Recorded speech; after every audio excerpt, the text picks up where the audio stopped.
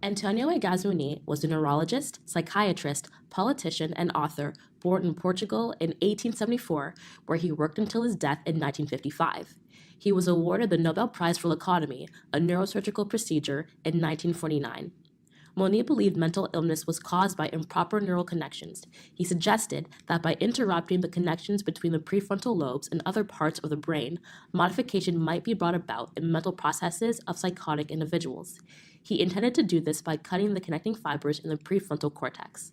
MONIZ did not perform preliminary animal experiments himself, instead referencing the 1935 experiments on chimpanzees by Jacobson and Fulton, who removed their frontal lobes. This made the chimpanzees unable to learn to perform certain tasks and made them much more docile. MONIZ's first lacotomies were performed in 1936 on 20 psychiatric patients. The first 10 patients' frontal lobes were ablated by the injection of alcohol through burr holes, but he later used a cannula to cut lesions into the brain. To discuss the effects of this procedure, we need to introduce Walter Freeman and James Watts, an American physician and neurosurgeon respectively. MONIZ persuaded them to become early advocates of lacotomy.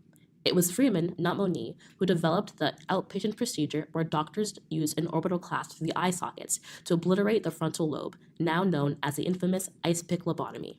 So, is Antonio Egas a hero or a villain? Let's begin our arguments. The first question to answer is, what was the medical efficacy of this procedure? How much evidence was really collected before it was widely implemented? MONIZ's first patients were a heterozygous psychiatric population. He reported that 70% of these patients were healed or improved, and 30% remained unchanged. He admitted that undesirable physical and psychological effects arose in almost every case, including vomiting, ocular affections, lethargy, and disorientation. However, these effects were described as temporary. MONIZ insisted that he had spent years thinking about psychosurgery prior to the first operation, but no proof of this has been found. The outcomes he reported were his subjective evaluation of the patients, with no objective evidence. He claimed that the negative symptoms were transitory, but he only observed his patients for short follow-up periods, sometimes as short as 11 days. Their initial symptoms were very severe. Did these side effects justify a means to an end? The first 20 patients suffered greatly from mental illness, and no therapeutic options existed until 1952 when chlorpromazine was introduced for schizophrenia. MONIZ justified his procedure and any negative behavioral and personality changes by citing the reduction in the debilitating effects of illnesses. But what was the long-term outcome for these patients? Though more manageable after the procedure, lobotomized patients were left with irreversible changes in their persona and were described as mental invalids and drooling zombies.